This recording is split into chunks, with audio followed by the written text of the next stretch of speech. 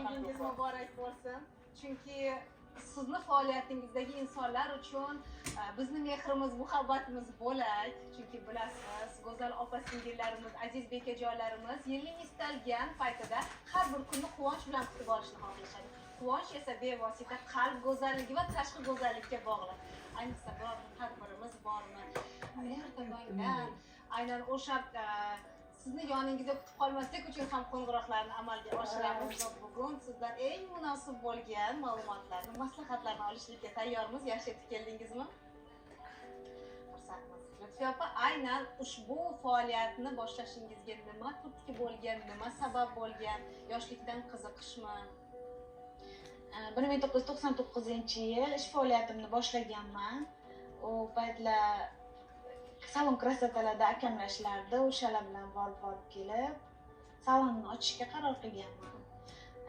99-yil Gulchehra opa print bo'limi qo'llarida ishlaganman. 2009-yildan o'zimni faoliyatimni yuritishni boshlaganman. Demak, ayni paytda o'zingizning faoliyatingizni mustaqil tarzda yo'lga qo'yib olgan. Albatta. Baxtli ayollardan birisiz. Allohga shukr. olib qolib endi. Albatta.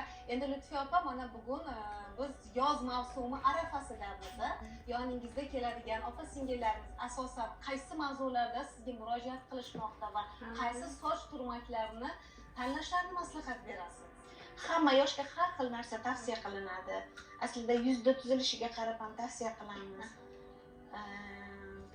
Shunday. Qanday yuzga, qanday soch turmaklari to'g'ri keladi? Ingichka yuzga ilojisi yoyilgani, yoshligi ko'proq yig'ishtirilmagani ma'qulroq. Shaxsan men yuz tuzilishimdan kelib chiqib qanaqa Yoyilgani yaxshiroq. ma'qul.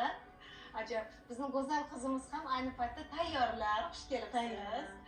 Aynan bugun ularni soch turmaklarini qay tartibda turmaklashni maqsad qilgansiz? Vaqti ketmagan holda tayyor qilib kelganman. Besprellis shuni tayyor qilib kelganman. Yoyilgan prichoska qilamiz. Yig'ilganga vaqt ko'proq ketishi maqsadida shu yoyilganni tanladim. Endi bevosita turmak degandan so'ng biz sochlarning sog'lom parvarishiga ham e'tibor qaratamiz.